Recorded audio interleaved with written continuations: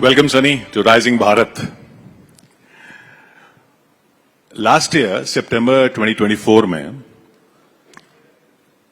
Cabinet ने आयुष्मान भारत प्रधानमंत्री Jan Arogya Yojana launch की, विच वॉज 5 लाख का इंश्योरेंस मिलेगा, हेल्थ इंश्योरेंस 70 साल से ऊपर के लोगों को. You going to be 68 this year. 2 साल में आप भी एलिजिबल हो जाएंगे. यहां पे लोगों को आइडिया नहीं है कि हम जिस सनी देओल को देखते आ रहे हैं, ये 2.5 किलो का हाथ 68 इयर्स ओल्ड है. Please give me a round of applause. तो ये बताइए, ये फिटनेस का राज क्या है? आपको तो जरूरत नहीं पड़ेगी आयुष्मान भारत की. देखिए, पहले तो मुझे पता नहीं मेरी उम्र क्या है, क्योंकि कभी सोचा नहीं इसके बारे में और पता नहीं चला वक्त कब गुजर गया. मुझे तो अभी भी लगता है, जितने भी मैं लोग यंग एक्टर्स के साथ काम करता हूं, कि मैं उनसे कहीं कम नहीं हूं. जब शूटिंग करते हैं तो मैं उनसे कुछ ज्यादा ही कर जाता हूं. तो ये उम्र क्या है ये मुझे नहीं पता. जब इसका एहसास होगा मे भी तब मुझे पता चलेगा कि आई एम गेटिंग ओल्ड. और यकीन मानिए, लोगों को भी एहसास नहीं है कि आपकी उम्र क्या है. मेरे को लगता तो नहीं है. क्या आपको लगता है कि मेरी उम्र क्या है? आई मीन ऑब्वियसली हम लोग बात करते रहते हैं, लेकिन मैं लगता तो वैसा नहीं हूं. अभी भी किसी के साथ पंगा लेना तो ले लूंगा. आपने हैंडपंप उखाड़ लिया, खंबा उखाड़ लिया, अब अगली फिल्म में आपको पंखा उखाड़ रहे हैं. देखिए, जब इमेज बन जाता है उखाड़ने का तो लोग उखाड़ते ही रहते हैं, खुड़वाते ही रहते हैं मुझसे. ये बताइए, ये पर्सोना जो है बना है कि सनी देओल, वो गाना भी बन गया. आपने वो गाना सुना होगा जो राजू पंजाबी का, कि सनी देओल सी बॉडी से. ये आपने जब सबसे पहले सुना तो कैसा लगा आपको? पहले मैं जब सुन रहा था तो मैं सोचा ये मेरे बारे में ही है क्या है. पर आहिस्ता आहिस्ता समझ में आया क्या है. और इट्स वेरी कॉम्प्लीमेंटिंग. और मैं क्या कह सकता हूँ, लोगों का प्यार है और चीजें बनती रहती हैं.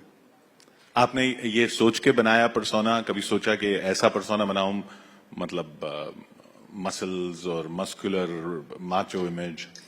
नहीं, कुछ ऐसा सोचा तो नहीं था, बट हमारे जेनेटिकली हम हैं ही वैसे, पापा से चलते आ रहे हैं. और ऑब्वियसली हमारा जिस तरह की फैमिली है, हम हमेशा सच्चाई के साथ ही चलते हैं.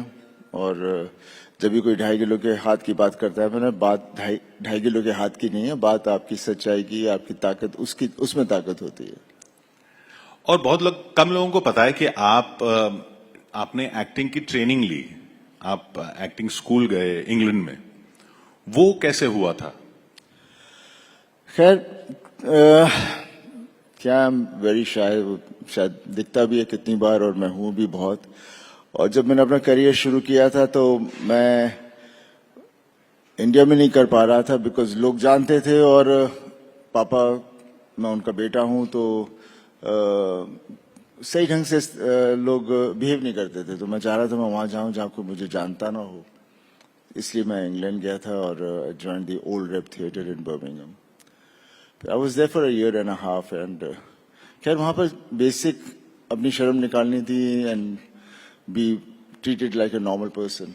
तो काफी अच्छा रहा and it was a great experience. Admission कैसे हुआ? एडमिशन मैंने उस वक्त, जब शशि कपूर जी थे, वो वहाँ किसी को जानते थे, तो उनके थ्रू मुझे एडमिशन मिली थी. शशि कपूर जी? हाँ जी. तो उन्होंने रिकमेंड किया कि? हाँ जी, उन्होंने मुझे कहा बेटा तुम वहां जाओ, वहां it will be good for you. और उसके बाद आपने बेताब की?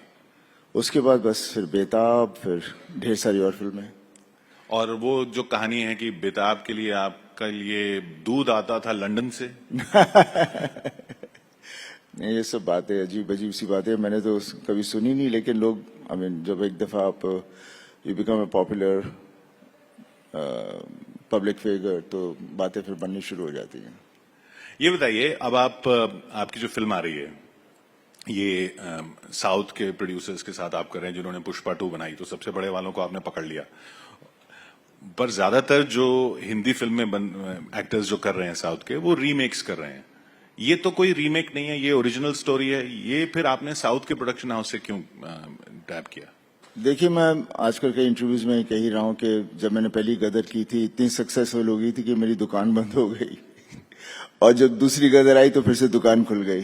तो उसके बाद फिर then I have had lots and lots of offers and Maitri movies वाले आए थे, उन्होंने मुझे एक दफा पहले एयरपोर्ट पे भी मिले थे and they wanted to sign me, और जैसे पिक्चर हिट हुई दे केम एंड वहां से फिर बात आगे बढ़ गई एंड जाट की कहानी वो लेकर आए, और वहां से it's not a remake of any film because its original subject by the director Gopi Chand and जैसे आपने किसी ने सबने देखा होगा ट्रेलर, तो जैसा ट्रेलर है वैसी ही फिल्म है, वो पंखे उखाड़ एकदम देते हैं। दमदार।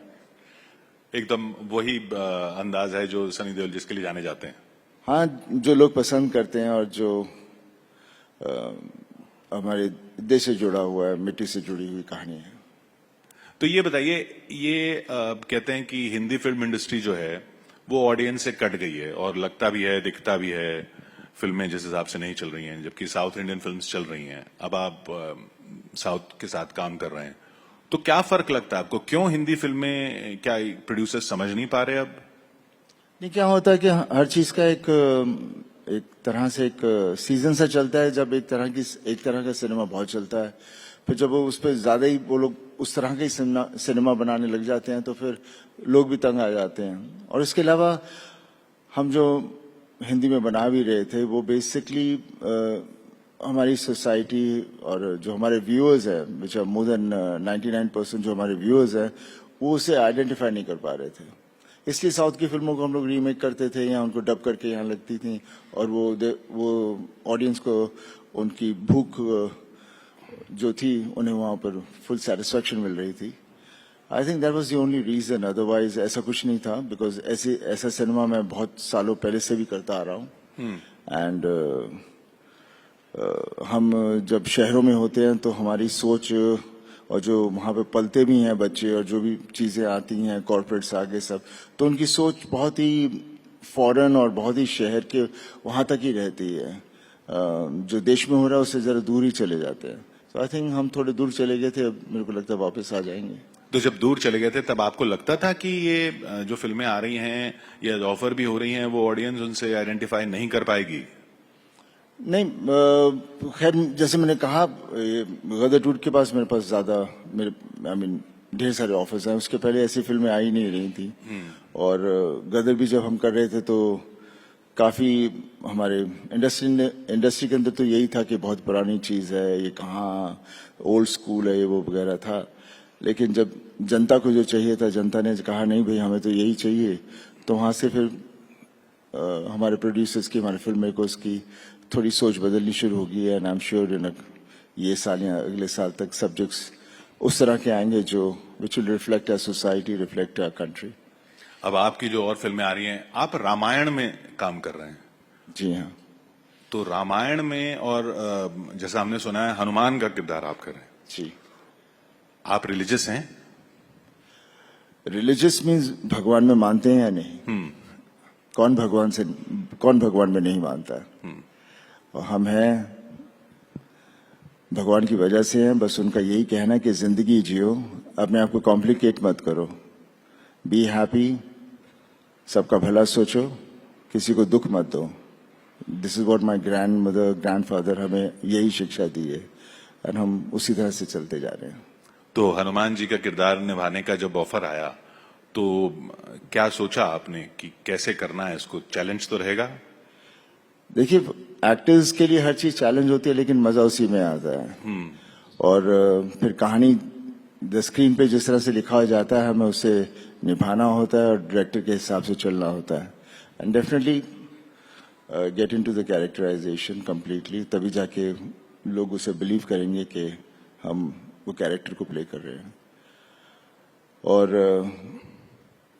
हनुमान जी का जो मैं रोल करूंगा, खैर अभी तो शुरू नहीं किया, जब शुरू करूंगा, because it's a very science fiction kind of take on special effects and everything. तो वो जैसे अवतार फिल्में थी उस हिसाब से कुछ कैरेक्टर्स होंगे, but it will be one of the mega films, because पहली बार हम, जैसे मैंने पहली बार जब सुपरमैन देखी थी तो आदमी उड़ कैसे सकता है, जब देखी तो सोचना ही भूल गया कि नहीं भाई उड़ रहा है, दैट्स द सुपरमैन।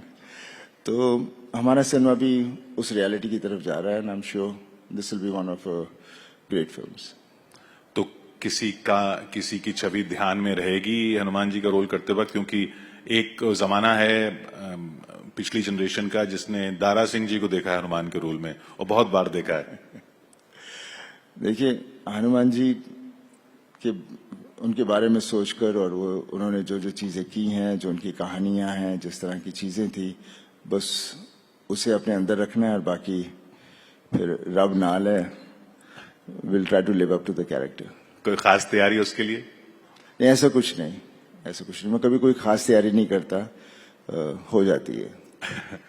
ये बताइए, बॉबी देओल तो विलन बन के बहुत बड़े स्टार फिर से हो गए। ये आपको डर नहीं लगा जब वो करने चले थे विलन का काम? देख, वी आर एक्टर्स, विलन का रोल हो, हीरो का रोल हो या जो भी हो, we are suppose to do that, and तभी हमें मजा आता है जब हमें अलग अलग तरह के कैरेक्टर्स दिए जाते हैं।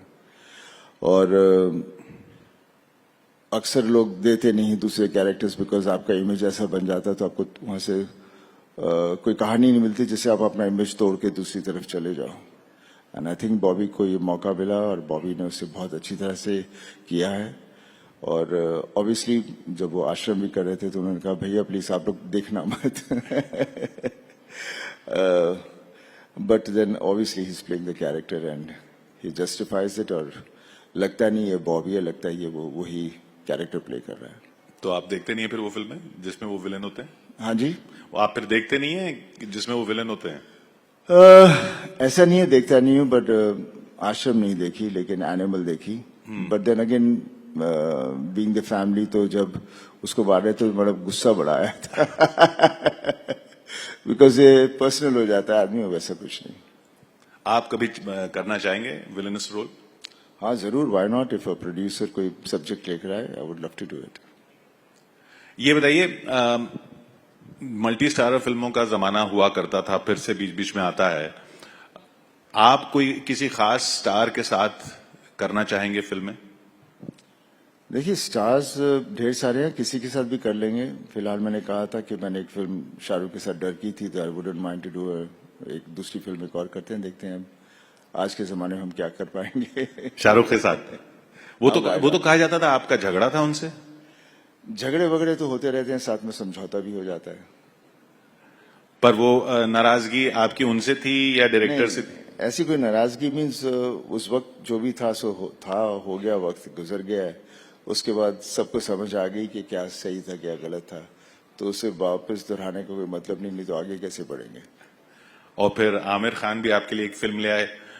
जी हाँ, ये हमारी फिल्म है जो है जिसने लाहौर डी देखा, एंड वो प्ले है जो कई सालों से हम लोग कोशिश कर रहे थे उससे बनाने का, लेकिन बिकॉज सक्सेस नहीं था तो फाइनेंशियली उसे बनाना मुश्किल हो रहा था। जैसे गदर चली तो obviously we were very delighted कि कोई बनाएगा, and Aamir was the first person जो आया कि मैं एक बनाना चाहता हूँ। मतलब why not, we been waiting to do this film. And Raj और हम दोनों ने 3 फिल्में की हैं, उसके बाद हमने कई सालों से कुछ किया नहीं है। So from the fan point of view, people out there they would love to see us together. तो उस तरह से ये सिलसिला शुरू हुआ। चलिए, यहाँ ऑडियंस बहुत इंतजार कर रही है आपसे कुछ सवाल पूछने के लिए। Can we have some audience questions please? Audience बहुत ही चुप है। सत श्री अकाल पाजी। सत श्री अकाल। सत श्री अकाल। किथे? I am all together from Punjab, Phagwara. इथे दिस वाल लेफ्ट राइट मैंने समझ। हाँ जी देख ਸਤਿ ਸ੍ਰੀ ਅਕਾਲ ਭਾਜੀ। ਸਤਿ ਸ੍ਰੀ ਅਕਾਲ ਜੀ। ਸੀਰੀਅਸਲੀ ਅਸੀਂ ਫਿਰ ਚਾਹਾਂਗੇ ਤੁਸੀਂ ਫਿਰ ਤੋਂ ਸਾਡੀ ਕਨਸਟੀਟੂਐਂਸੀ ਨਾਲ ਆਓ ਤੇ ਉਦਾਂ ਦਾ ਹੀ ਪਿਆਰ ਪਾਓ, because you all represent Punjab on the international platform, ਤੇ ਅਸੀਂ ਚਾਹਾਂਗੇ ਤੁਸੀਂ ਫਿਰ ਤੋਂ ਆਓ, ਫਿਰ ਤੋਂ ਲੜੋ ਤੇ ਪੰਜਾਬ ਨੂੰ ਰਿਪਰੈਜ਼ੈਂਟ ਕਰੋ। ਦੇਖੋ, ਮੈਂ ਹੁਣ ਜਿੱਥੇ ਹੈਗਾ ਪੂਰੇ ਮੁਲਕ ਲਈ ਲੜ ਰਿਹਾ ਹਾਂ। ਨਹੀਂ, ਸਟਿਲ ਆਈ ਵਾਂਟ ਨਾਲੇ ਜਿੱਥੇ ਮੈਂ ਫਰਮ ਪੰਜਾਬ, जिस तरह मैं पंजाब मेरा घर है, हमेशा मेरा घर रहूगा, तो मैं घर वाल हमेशा आऊंगा, इदां दी गल नहीं है। ते जिवें असीं जिद्दां असीं एक्टर्स हैं, we are blessed people because we belong to the whole world. Actually सब जगह से सानू लोग प्यार करते हैं, असीं सारे नाल जुड़े हुए हैं। ਤਾਂ ਜਿੱਥੇ ਵੀ ਜੋ ਵੀ ਜਿਵੇਂ ਵੀ ਮੈਨੂੰ ਅੱਜਕੱਲ ਮੈਂ ਜਿੱਥੇ ਅਸੀਂ ਪਹੁੰਚੇ ਵੀ ਹੋਏ ਆ ਜਿਸ ਹਾਈਟ ਤੇ, ਉਹ ਲੋਕਾਂ ਦਾ ਪਿਆਰ ਹੀ ਹੈ ਕਿਉਂਕਿ ਜਿੱਦਾਂ ਦੇ ਕੈਰੈਕਟਰਸ ਅਸੀਂ ਪਲੇ ਕੀਤੇ ਹੈ ਉਹਨਾਂ ਦੇ ਦਿਲਾਂ 'ਚ ਬੈਠ ਗਏ ਹਨ ਸੋ ਅਸੀਂ ਉਹਨਾਂ ਨੂੰ ਐਂਟਰਟੇਨ ਕਰ ਰਹੇ ਹਾਂ ਜਿਵੇਂ ਮੈਂ ਕਿਹਾ ਨਾ 99% of the audience out there is wants relief, wants something to believe in and wants to, they know कि ये सच नहीं है लेकिन for that moment they want to get the excitement. ਪਹਿਲਾਂ ਸਰ ਤੁਸੀਂ ਤੇ your father used to come to Punjab on a yearly basis to Phagwara but ਹੁਣ ਉਹ ਚੀਜ਼ ਉਹ ਵਾਈਬ ਨਹੀਂ ਹੈਗੀ ਤੁਸੀਂ ਉਹ ਵਿਜ਼ਿਟ ਨਹੀਂ ਕਰਦੇ ਹੋ seriously I want to invite you all to Punjab ਤੁਸੀਂ ਆਓ ਤੇ ਫਿਰ ਤੋਂ ਅਸੀਂ ਇੱਕ ਮਿਲ ਕੇ ਇੱਕ ਜੁੜ ਕੇ ਆਪਣੇ ਪੰਜਾਬ ਨੂੰ ਰਿਪਰੈਜ਼ੈਂਟ ਕਰਦੇ ਹਾਂ देखो मैं पंजाब बहुत आना है बहुत दफा आना रहना है लेकिन जब तो मैं ਹੁਣ मैं पॉलिटिक्स च नहीं है उस जब सीगा तो उस ਵੇਲੇ ਫਿਰ ਆना थोड़ा ਔਖਾ ਹੋ ਗਿਆ ਸੀ ਤੇ ਹੁਣ ਮੈਂ ਆਜ਼ਾਦੀ ਨਾਲ ਆ ਸਕਦਾ ਜਿੱਥੇ ਮਰਜ਼ੀ ਜਾਵਾਂ ਕਿਹਦੇ ਘਰ ਵੜ ਜਾ ਬੈਠ ਕੇ ਉਹਨਾਂ ਨਾਲ ਗੱਲਾਂ ਕਰਾਂ ਨਾਲੇ ਜਾ ਕੇ ਬੈਠ ਕੇ ਖਾਣਾ ਖਾਵਾਂ ਤਾਂ ਉਹਦਾ ਆਪਣਾ ਹੀ ਸਵਾਦ ਹੈ ਕਿਉਂਕਿ ਮੈਂ ਪੰਜਾਬ 1962 ਤੋਂ ਲੈ ਕੇ 1980 ਤੱਕ ਮੈਂ ਉੱਥੇ ਹੀ ਪਲਿਆ ਤੇ ਉਸ ਵੇਲੇ ਦਾ ਜਿਹੜਾ ਜ਼ਮਾਨਾ ਸੀ ਉਹ ਇੰਨਾ ਪਿਆਰਾ ਸੀ ਕਿ ਦਿਲ ਦਿਮਾਗ 'ਚ ਹੀ ਬੈਠਾ ਹੋਇਆ ਤੇ ਹੁਣ ਜਦ ਜਾਣੇ ਆ ਤਾਂ ਜਦੋਂ ਚੀਜ਼ਾਂ ਨਹੀਂ ਦਿਖਦੀਆਂ ਤਾਂ ਥੋੜਾ ਜਿਹਾ ਉਦਾਸੀ ਹੋ ਜਾਂਦੀ ਹੈ ਹੋਰ ਕੁਝ नहीं थैंक यू या नमस्कार सर, हम सभी आपके बहुत बड़े फैन हैं सर। आप एक सेलिब्रिटी हैं और एक पॉलिटिशियन भी हैं, तो मेरा क्वेश्चन आपसे यह है कि आप दोनों चीजों में बैलेंस कैसे करते हैं? खैर मैं अभी पॉलिटिक्स में नहीं हूं इस वक्त था और बैलेंस नहीं कर पाया इसलिए मैं वापस घर आ गया हर आदमी की एक लिमिट होती है कहाँ उसे क्या सूट करता है सो मैं जहां से शुरू किया था मैं वापस वहां हूं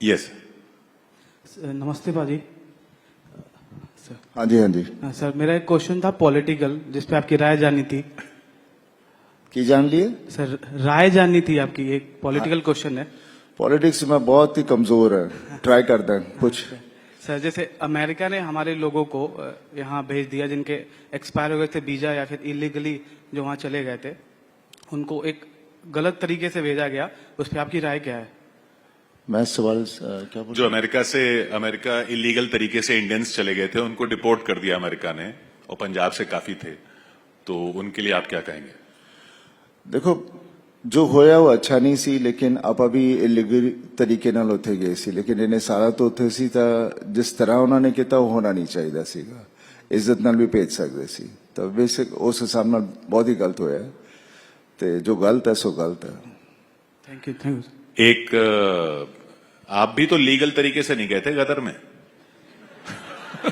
तो वही कह रहे हैं ना पर उस वक्त बात ये थी कि अपनी बीवी और अपने को उसको वापस लाना था तो उस वक्त तो फिर जब जट हुंदा था फिर वो थोड़ी ना देखता केड़ी कंट्री कितने है वो जाके लेके आ जाता तो इसी बात पर चलते चलते उसी फिल्म का वो डायलॉग हो जाए जो राइजिंग भारत पे बिल्कुल सूट करता है हिंदुस्तान जिंदाबाद था जिंदाबाद है और जिंदाबाद रहेगा